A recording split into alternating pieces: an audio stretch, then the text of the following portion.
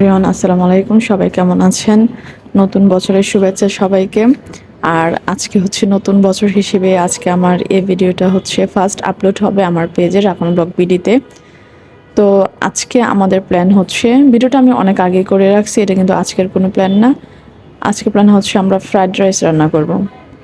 Fried রাইসের জন্য প্রথমে হচ্ছে আমি চালটাকে খুব ভালোভাবে ধুয়ে, পোলার চালকে খুব ভালোভাবে ধুয়ে তারপর হচ্ছে এটার সাথে পানি দিয়ে দিলাম এবং তেল দিয়ে দিছি। তেল না দিলে আবার জড়জড়া হয় না, মানে নরম নরম হয়ে যায়। আর ফ্রাইড রাইস অবশ্যই হাফ বয়েল করতে হয়, তাছাড়া ফ্রাইড রাইসটা সেরকম সুন্দর আসে না। তারপর আমি লবণ দিয়ে নিচ্ছি এখানে।